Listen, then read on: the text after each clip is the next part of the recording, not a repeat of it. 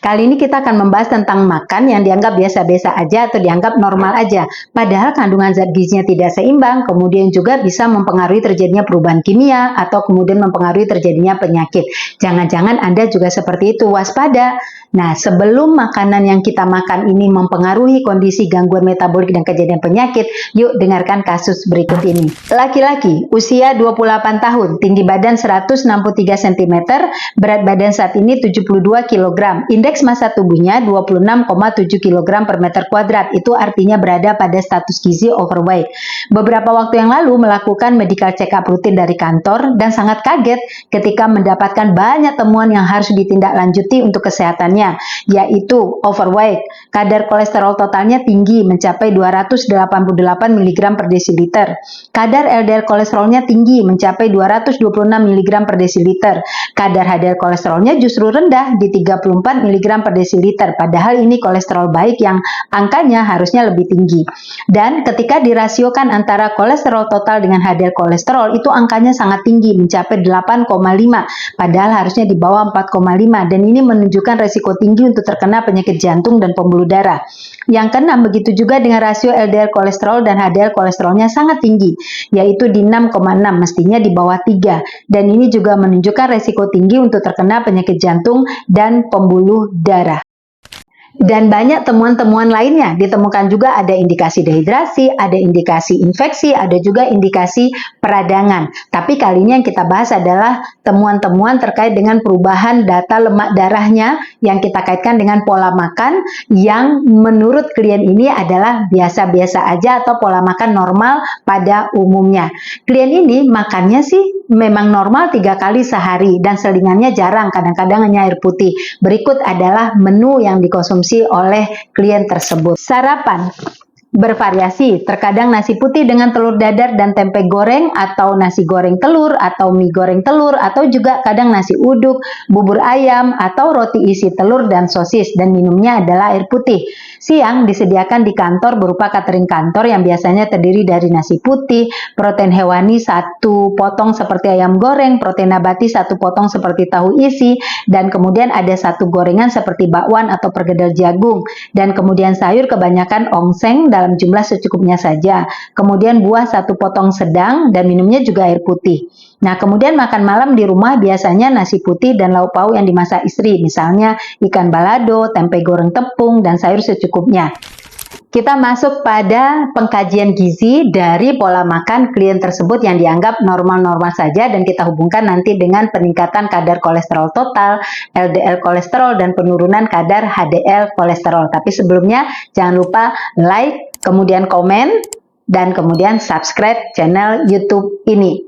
Nah, sekarang mari kita bahas kolesterol. Kolesterol ini adalah senyawa lemak yang diproduksi secara alami oleh tubuh manusia di organ hati dengan bahan dasarnya adalah lemak jenuh. Nah, kolesterol ini penting yaitu untuk pembentukan sel-sel sehat kita, kemudian juga untuk produksi hormon, dan juga kemudian untuk menghasilkan vitamin D. Nah, selain diproduksi secara alami di dalam tubuh manusia, dia juga terdapat pada makanan kita sehari-hari. Nah, pada makanan sehari-hari itu dia terdapat pada jaringan hewan.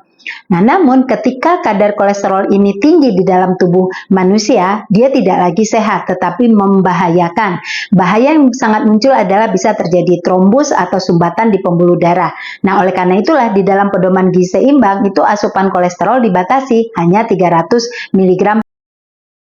Nah, mari kita cek apa saja makanan-makanan yang dikonsumsi oleh klien ini terkait dengan sumber kolesterol.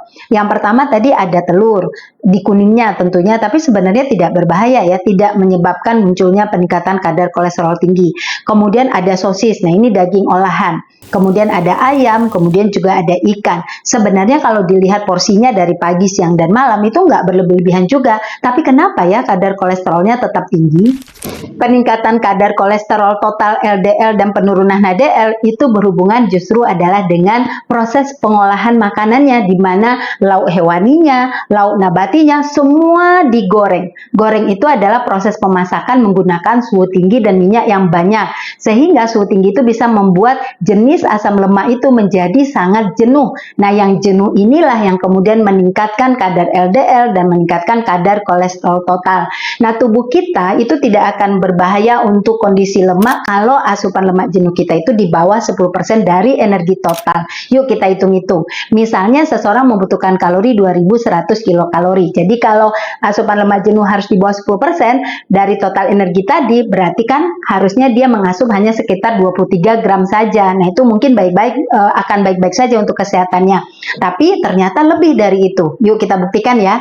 Pertama, telurnya digoreng itu 5 gram lemak jenuhnya. Sosisnya digoreng itu 10 gram lemak jenuhnya dari sosisnya dan juga dari proses penggorengan.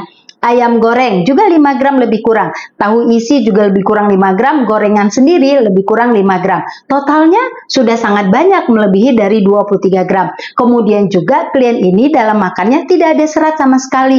Lalu siapa yang bisa mengurangi atau membuang kelebihan kolesterol yang diproduksi oleh tubuh dan yang menghambat kolesterol masuk ke dalam darahnya? Tidak ada kan?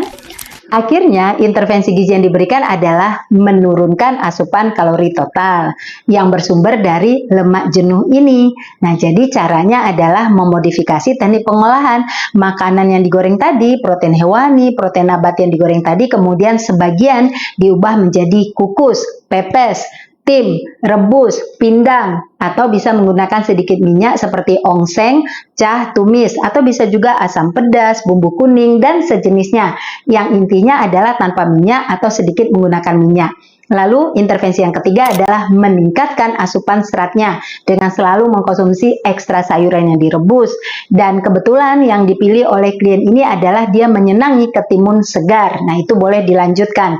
Nah, selain itu juga klien ini diminta untuk meningkatkan asupan lemak tidak jenuh karena itu bisa menurunkan kadar LDL kolesterolnya.